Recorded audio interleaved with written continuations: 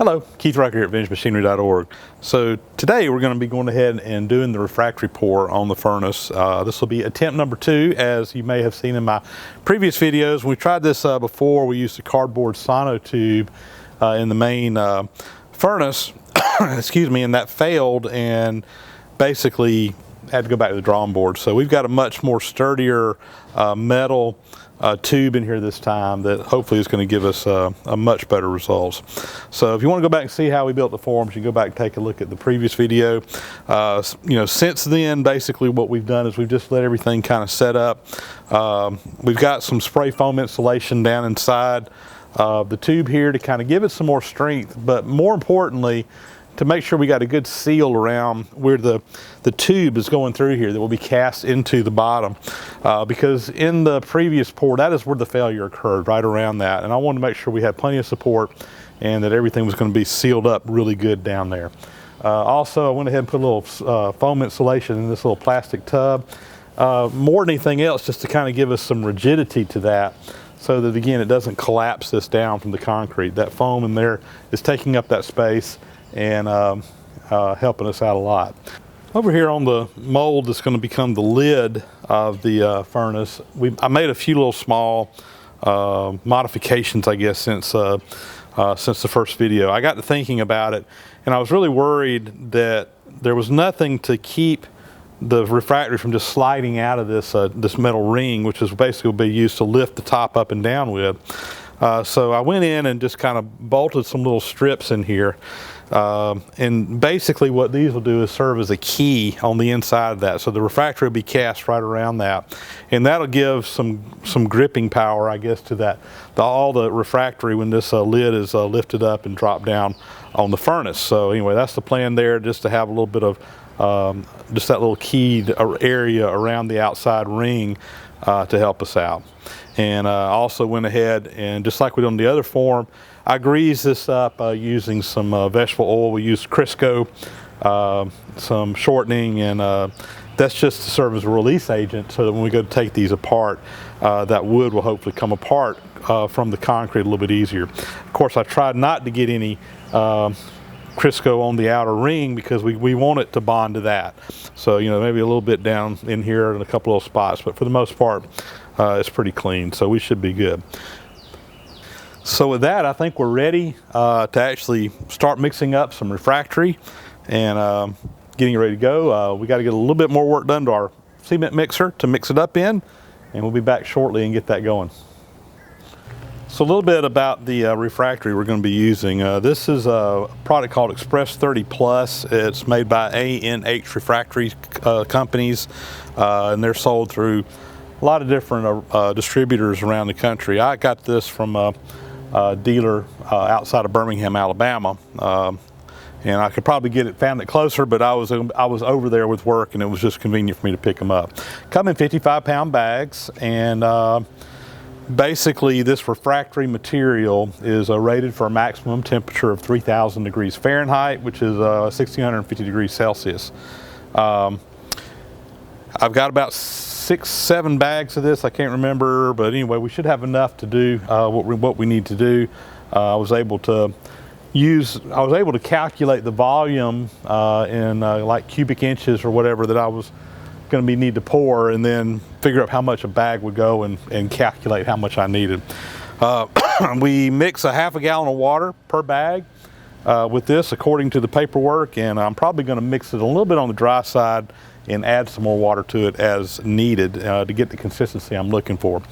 This is a self-flowing refractory. It does not require vibration. Some refractories you need to vibrate it in to kind of get it settled in there.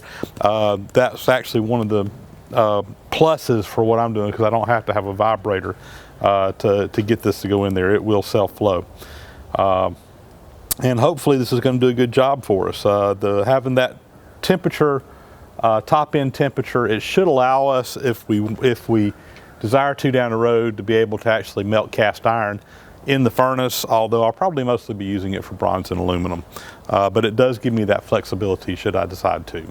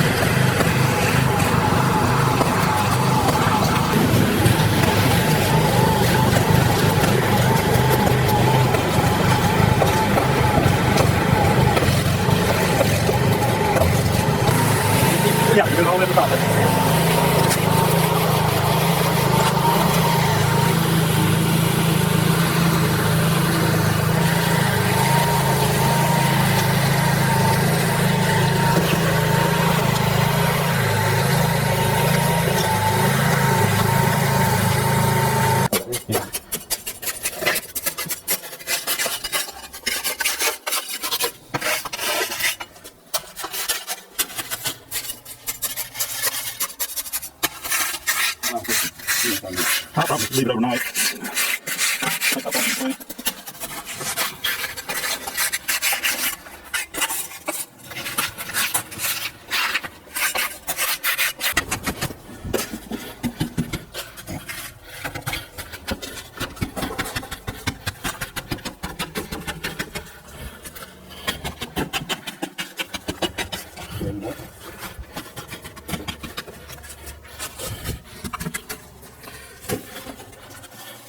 That'll be good. Yes, it is. No, this is it. Oh, yeah, well, there's air coming out of this middle here. I need just a tad bit more, not much at all.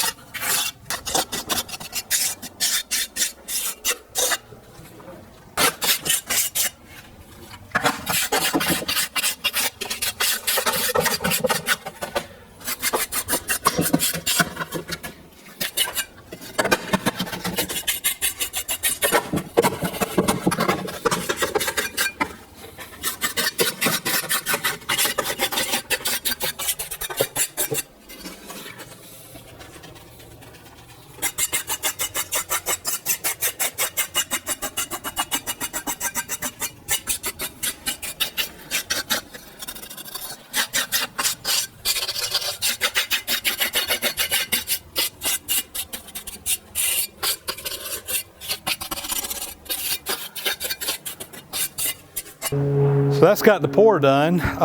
Everything appears to be looking good. We don't see any failures. I'm real happy with the surface we got up on the top of this. You know, this refractory, I remember from the last time, it's easy to get it too wet, and it looked like it was a little stiff and dry when we were working it, but there was actually a lot of moisture in there that you could really see it. It was very fluid once it got in there, so we're just fine with everything here.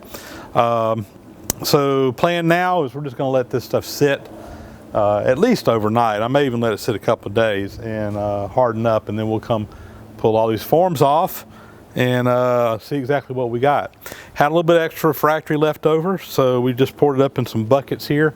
I guess you can see that, maybe it's in frame, but these will be used as a little block for the crucibles to set on inside the furnace. To get it up off the bottom. So that worked out real good. I had a little bit extra, just enough to get plenty of those made up. So anyway, we'll come back and see how it all comes apart. We've let this sit overnight, and everything's good and hard now. I'm sure it's still curing, but it's set up well enough that we can mess around with it with no problem. So I want to go ahead and start tearing these forms apart.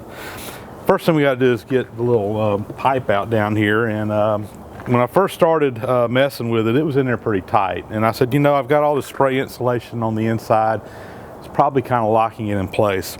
So I got a cordless drill with a little spade bit, and I got in here and basically was just able to stir this thing around down there and break that spray insulation, that foam insulation up. Also went down and actually drilled through the plastic tube to kind of break it up to get it where I could pull it out. And I think it's going to come on out now. I've actually got it to move. So let me zoom you in and we'll pull that out. So I've just got some big channel locks here, and that has broken loose, and it looks like it's coming out pretty good. Don't want to grip it very well.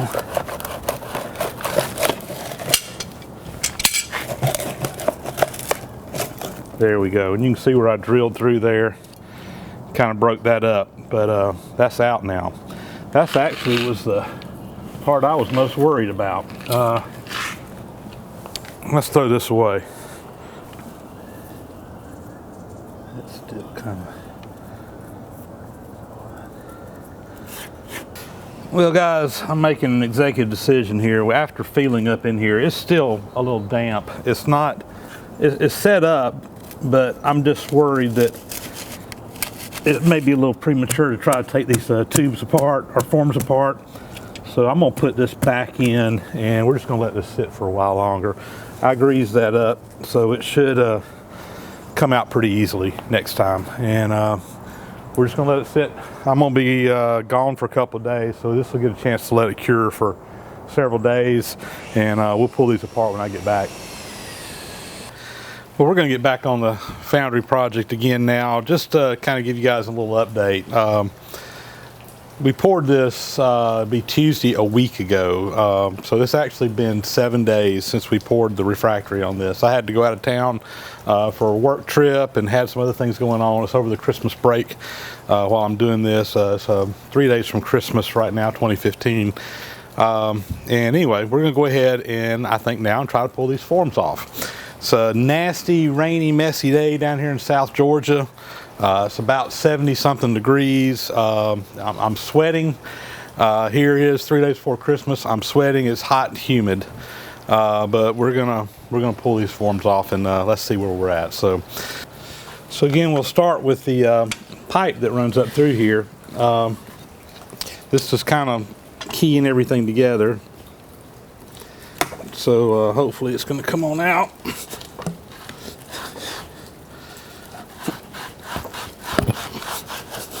Good deal. And you know, you'd seen it previously. We had already kind of gone in here and opened this up on the inside. I drilled all that out with a spade bit, cleaned up all that insulation, and yeah, now my refractory is nice and solid, and I think these forms are ready to come apart. So continue on. I'm going to start by just kind of tapping this around here and see if I can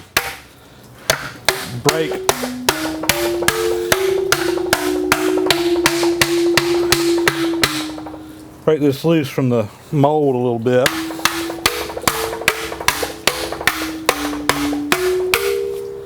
Got a nice little ring to it.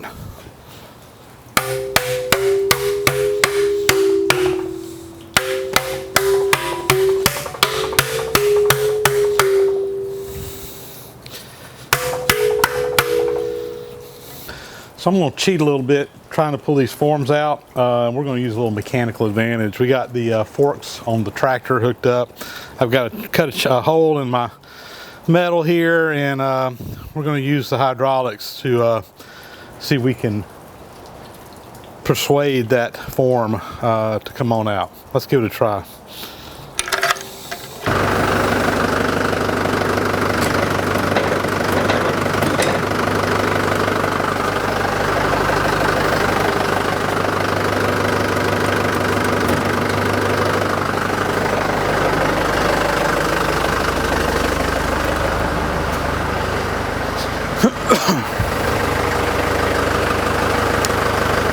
Well, I can see this is going to be a fight, guys.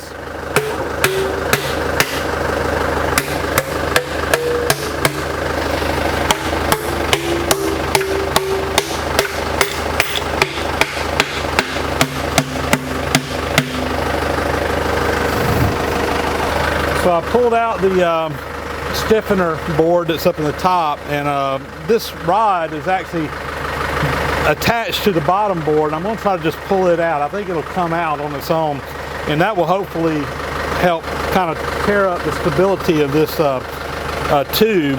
So we're going to just try to pull that plywood disc out of the bottom right now, and with any luck the whole form will come with it, but I doubt it. Let's do it.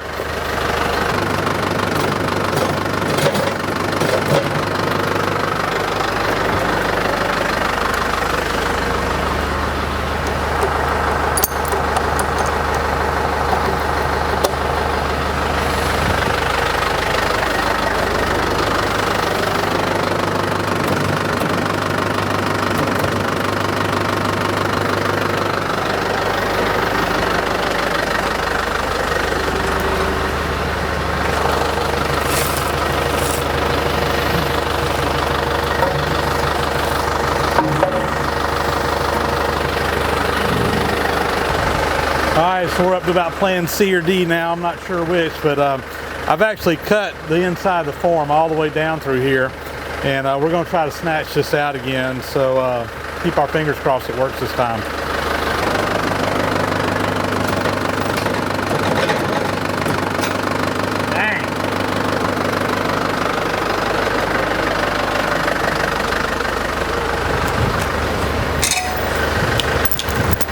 Well, we're making progress, but we're not quite there yet. Let's see if A little more brute force here can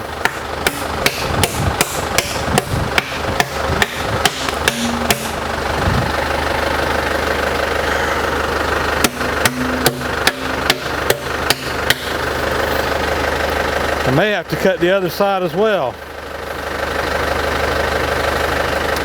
The back side here is all free, but it's just still grabbing over here on the front. All right, next plan.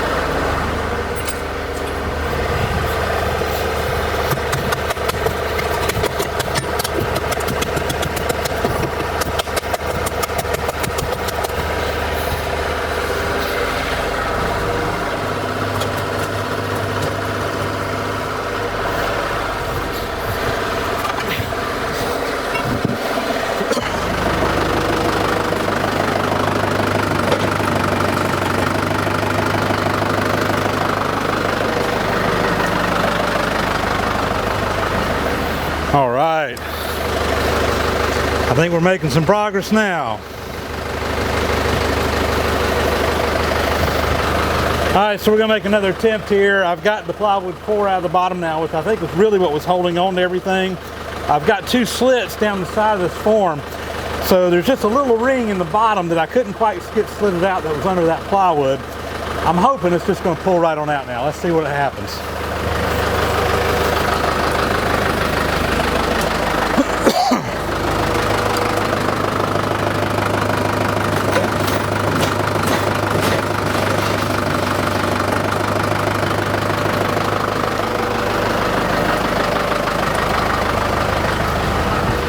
All right, perfect. Perfect, perfect, perfect. All right, let's get this cleaned up and we'll let you take a look in here. Well, the light kind of sucks out here right now, but maybe you can see with the flashlight. All in all, I'm very, very happy with the results of the pour here. We got, the sides are relatively smooth. I mean, yeah, there's some little small dimples in here, but nothing that a light, you know, wash of refractory on the inside won't take care of. The bottom looks good. There's a little trash in here still, just from duct tape and paper from the little cutouts I had, but it should clean up fine. This looks excellent. I'm very, very pleased with the results that we got here. So let's go ahead and finish pulling the outside forms off and see what it looks like. Oh man, it's messy out here today. Let's pull these forms off and be done with this.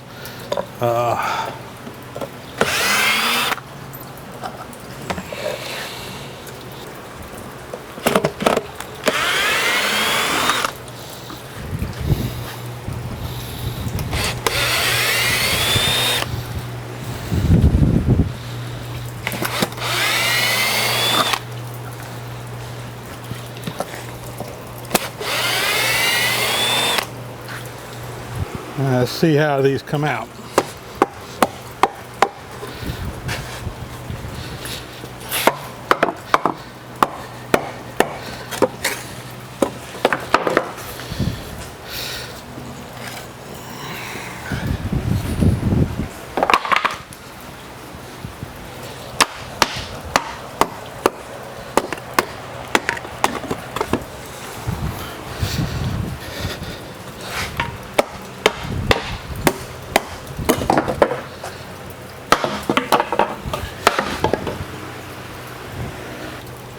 So now we just need to cut this plastic form off, and I'm just going to use a little demo tool to hopefully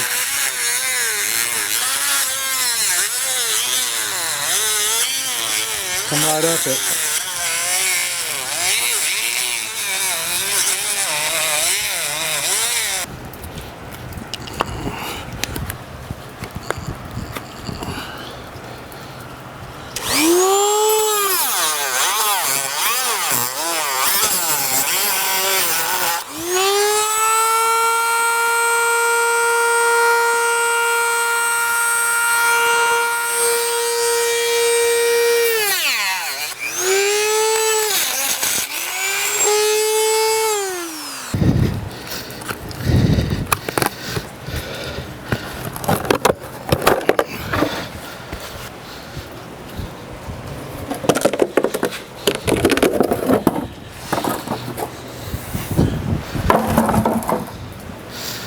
All right,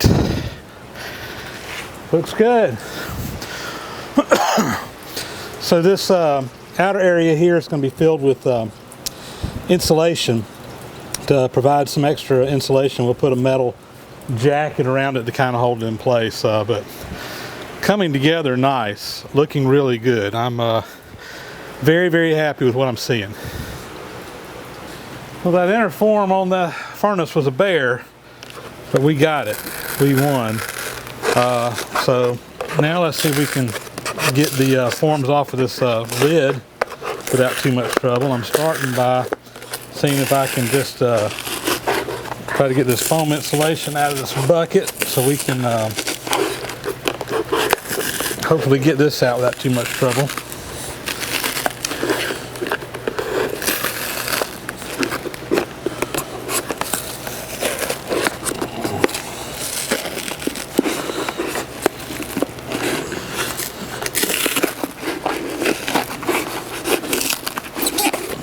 There we go. That actually came out pretty clean in the bottom. So I got 2 screws in there holding that in. Let me change bits.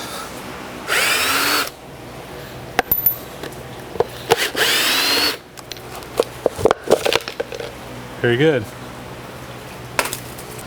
All right, so that looks pretty good. I'm going to flip the form over and we'll start taking them across apart from the bottom.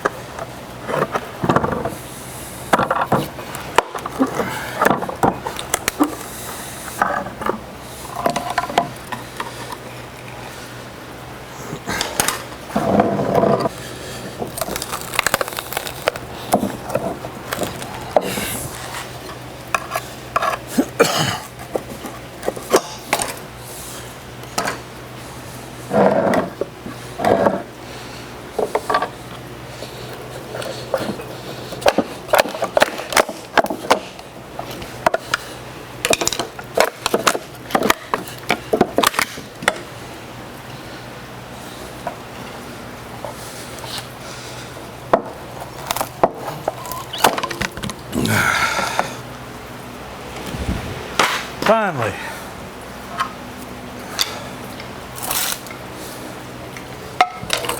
Well, I think we're going to call it a day on this. I pretty much got where I want to be for right now, and we're going to come back and work on this some more, hopefully over the next week or so while I've got some time off during the Christmas holidays this year.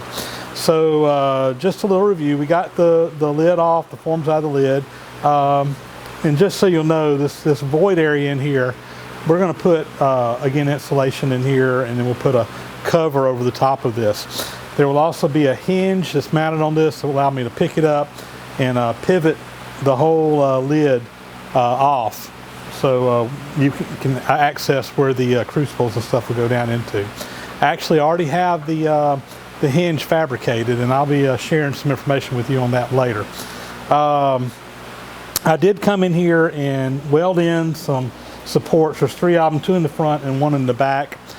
These supports here just go between the bottom metal ring on the bottom and the metal ring on the top, and it's just to give it some more stability. There's a lot of weight all in this top ring, and I don't want all of the weight to be bearing on the refractory itself. So hopefully by doing this, I've taken some of that weight off of the refractory, put it into these legs that will give me some support. One thing I want to comment on, because I've gotten comments on this online, and last time we did the pour I got comments, and I just want to address it real quick. Several of you have asked about why did I not put any reinforcement rod inside the refractory, and the reason is because I was advised very strongly not to do that by the refractory company. And the reason is that, remember, this stuff is going to get heated up extremely hot. It's going to be expanding and contracting, and the metal inside the refractory will expand and contract at a different rate, and it will actually cause the refractory to crack. So we didn't put any reinforcement bar inside of this, but anyway, I don't think that's going to be an issue. It shouldn't be an issue, but anyway, that's the reason why, and I know several of you have been asking about that. So with that, we're going to close down for today. This weather out here, as I've said already, just really sucks. It's about 75 degrees. It's just a light rain, enough of a rain that you can't get out in it. It's just wet, and because of the temperature and the humidity, it is just, I'm soaking wet right now, and I've had enough. So enough is enough. We're calling it quits for the day. We'll come back out here when the weather's a little bit nicer and try to work on this some more, but making progress. Very happy with the pour.